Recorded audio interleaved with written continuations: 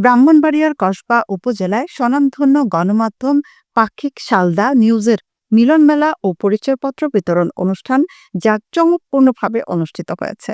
আজ মঙ্গলবার ৩১ ডিসেম্বর দুপুরে কসবার দি ফুড প্যালেস পার্টি সেন্টারে এই অনুষ্ঠান আয়োজন করা হয়। এতে সালদা নিউজ পরিবারের সদস্যদের একত্রিত করে পেশাদারিত্ব ও সৌহার্দ্য বৃদ্ধির এক মহা মিলন ঘটেছে। অনুষ্ঠানে সভাপতিত্ব করেন কসবা তফজ্জল আলী কলেজের অধ্যক্ষ এবং সালদা নিউজের প্রধান উপদেষ্টা মোহাম্মদ আবুল কালাম আজাদ।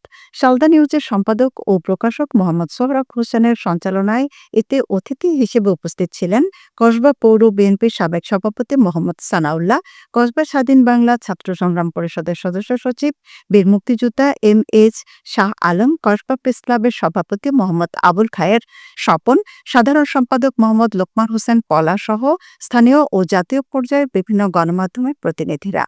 অনুষ্ঠানে সালদা নিউজ পরিবারের সদস্যদের পরিচয়পত্র আনুষ্ঠানিকভাবে হস্তান্তর করা হয়। এ সময় অতিথিরা সাংবাদিকতার ক্ষেত্রে তাদের দায়িত্ব ও কর্তব্য পালনে আরও আন্তরিক হওয়ার আহ্বান জানান। পরে কসবা প্রেস ক্লাবের সভাপতি মোহাম্মদ আবুল খায়ের স্বপন ও সহ সাধারণ সম্পাদক এবং যুগান্তর পত্রিকার ব্রাহ্মণবাড়িয়া জেলা প্রতিনিধি মোহাম্মদ সোহরাব হোসেনের জন্মদিন আনুষ্ঠানিকভাবে উদযাপন করা হয়।